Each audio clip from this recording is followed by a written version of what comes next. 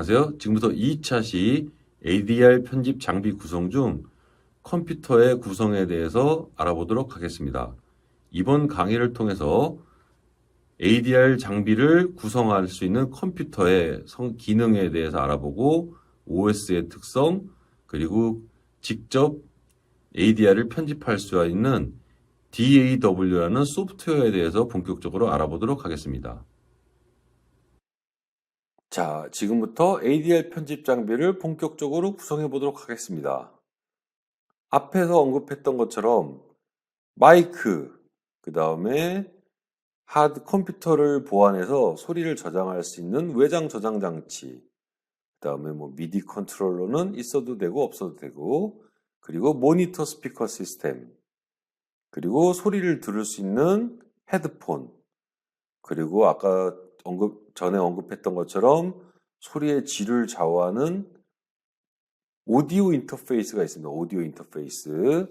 자, 오디오 페이스 AD-DA 컨버터라고 얘기를 했죠.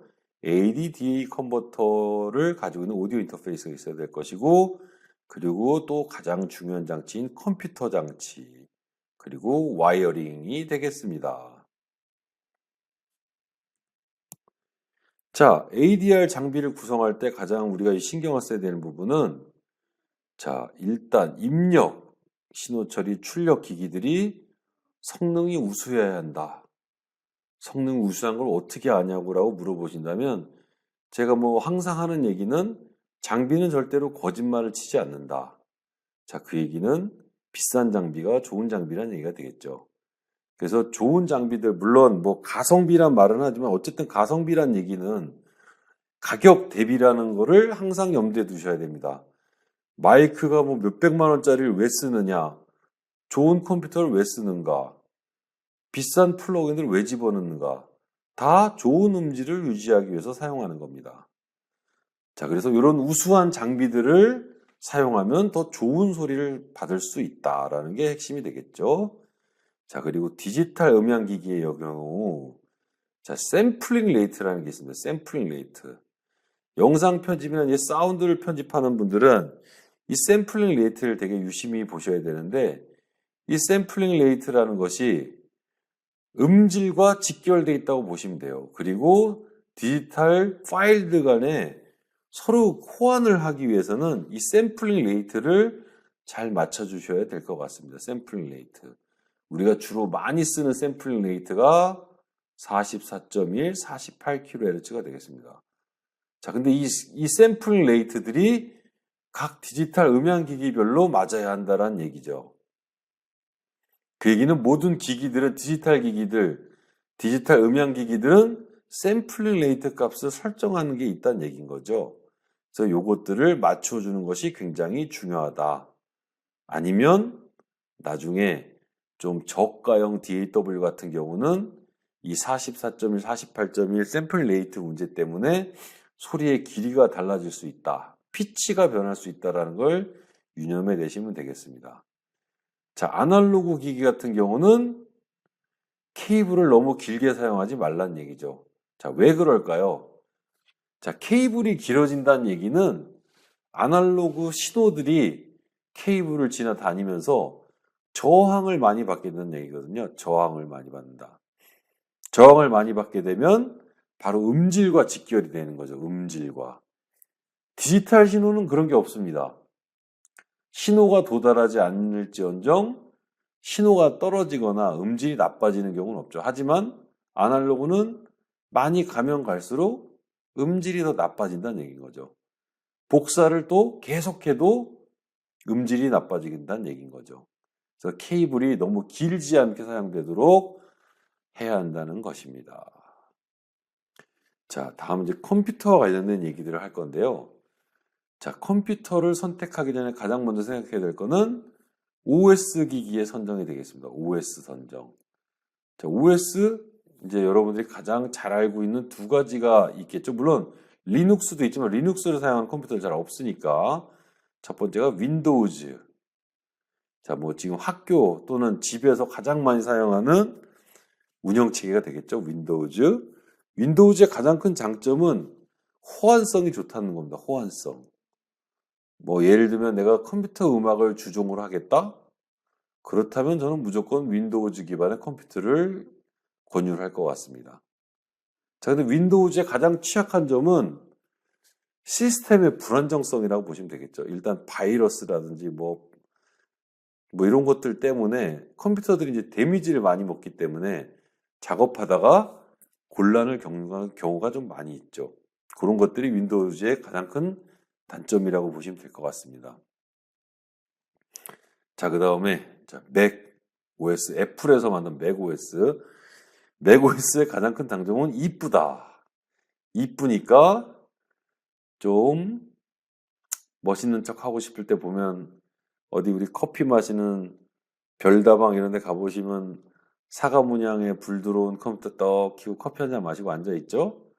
근데 이렇게 가서 보면은 다 맥OS 안 쓰고 애플 노트북이지만 다 윈도우즈 깔아 쓰고 있어요. 제가 제대로 맥 쓰는 사람들 많이 보지 못했어요. 자, 애플에서 만든 맥OS. 자, 맥OS 가장 큰 장점은 안정성입니다. 안정성. 뭐 윈도우즈에서 한 10번 정도 소프트웨어가 돌다가 쓴다면은 애플은 거의 그런 일이 없다고 보시면 돼요. 웬만하면 그런 일이 잘 없습니다. 뭐 5년, 6년이 지나도 컴퓨터를 다시 한번 OS 세팅을 한다거나 이런 일도 거의 없습니다. 한번 잘 깔아놓고 관리만 잘하면은 문제없이 뭐 바이러스 취약성도 훨씬 낮고 그 다음에 비슷한 사양이면은 윈도우즈보다 훨씬 더 빠르게 잘 돌아간다는 장점이 있죠. 그렇다면 단점도 있겠죠? 단점은 비싸다. 가격이 너무 비싸다. 그리고 더 큰 단점이 하나 있습니다. 맥 OS를 쓸 때 가장 큰 단점은 뭐냐면 맥 OS 같은 경우는 거의 2, 3년에 한 번씩 계속 지금 OS가 업데이트가 되고 있거든요. 업데이트가 아니라 업버전이 나오고 있어요. 윈도우즈는 지금 뭐 우리가 7 윈도우 7에서 10까지 오는데 시간이 엄청나게 오래 걸렸지만 맥OS는 뭐 빠르면 1년, 길면 3년 사이에 계속 OS가 업데이트가 되는데 이 업데이트된 OS에 그 전에 사용하던 소프트웨어를 깔아서 쓸 수 없게 된다는 게 가장 큰 단점이 될 것 같습니다. 뭐 예를 들어 설명을 드리면 내가 어도비 소프트웨어를 쓰는데 어도비 CS6를 윈도우즈 10에 깔면 안 돌아가느냐? 잘 돌아가, 물론 약간 버그가 있어도 다 돌아는 가거든요. 근데 맥OS 같은 경우는 내가 3년 전에 어도비 CS6를 쓰던 OS를 3년 후 또는 5년 후에 OS를 업그레이드 시키면은 아예 인스톨조차 할 수 없다는 그런 맹점을 가지고 있습니다. 그래서 내가 소프트웨어를 계속 사서 업그레이드를 해야 된다는 그런 슬픈 현실이 있네요.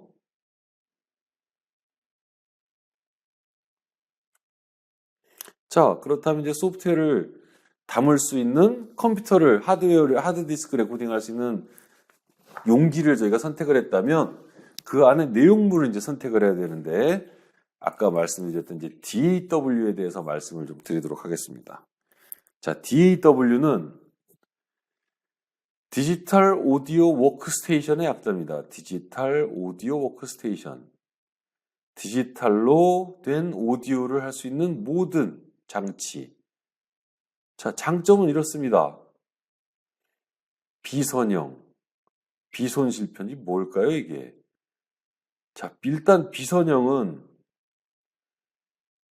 자, 우리가 디지털 기 같은 경우는 어떤 타임라인이 이렇게 존재하고 있을 때 내가 가고 싶은 지점을 마우스 클릭 하나로 언제든지 왔다 갔다 할 수 있다는 얘기인 거죠. 그럼 이렇게 마우스 하나로 왔다 갔다 할 수 없는 시스템도 있나요? 라고 물어보신다면 테이프를 사용해서 만약에 편집을 한다면 이게 불가능한. 테이프는 리와인드 포워드로 앞으로 다 감았다, 뒤로 다 감았다. 내가 원하는 지점을 가려면 계속 타임라인을 타고 다녀야 되거든요. 하지만 이 비선형 편집은 그럴 일이 없다는 얘기인 거죠. 마우스 한 번으로 내가 맨 앞으로 갔다가 맨 뒤로도 이동할 수 있다. 엄청나게 시간적으로 절약이 되는 시스템이라고 보시면 되겠죠. 자, 비손실 편집. 자, 디지털로 편집하는 장비들은 내가 아무리 편집선상에서 편집 클립들을 자르고 복사하고 잘라내고 없애도 원본은 항상 그대로 남아있다. 그리고 우리가 클립이라는 용어를 이제 앞으로 보시게 될 텐데, 이런 비선형 소프트웨어를 쓰시면, 자, 클립은 파일이 아니에요. 파일이 아니고 가상본이라고 생각하시면 돼요. 내가 편집을 할 수 있게 만들어진 가상본을 우리가 클립이라고 부르는 거죠. 이 클립을 가지고 편집을 하기 때문에 바로 이 비손실 편집이 가능해진다는 얘기겠죠.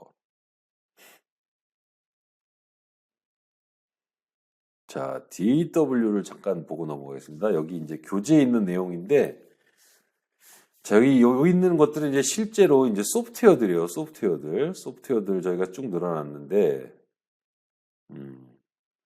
자, 여기 보시면 성향이라는 게 있죠, 성향. 자, 이 성향은 뭐냐면, 얘네들의 태생을 얘기하는 거예요. 태생이라 하면, 이 소프트웨어가 무슨 용도로 만들어졌는가? 무슨 용도가 따로 있을까요? 오디오 소프트웨어가? 여기 보면 그 이제 핵심 바로 뮤직인 거죠, 뮤직.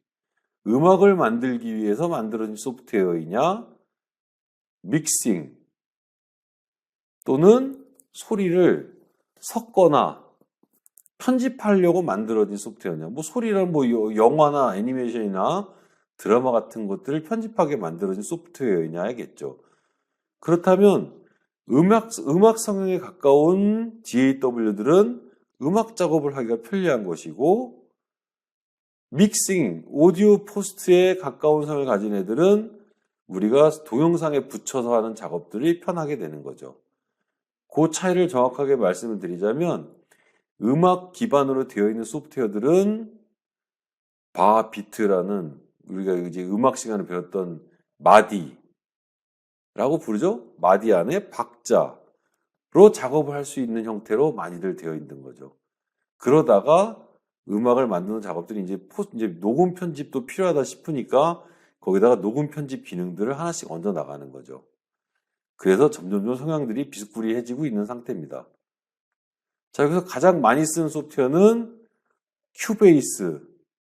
이 큐베이스의 오디오 포스트 프로덕션 버전인 누엔도라는 소프트웨어하고, 자, 그리고 이 프로툴즈라는 소프트웨어, 전국에 제가 알고 있는 녹음실의 전국의 95%는 다 이 프로툴즈라는 소프트웨어를 사용하고 있습니다. 여기 보시면 난이도, 안정성, 이런 것들을 보시면 이제 대충 어떤 건지 아시겠죠? 예. 로직은 음악 쪽에 가까운 애들이고 그렇습니다. 자, 여기서 이제 자기가 본인이 하려고 하는 오디오 편집 내용에 따라서 DAW를 선택해서 사용하시면 되겠습니다.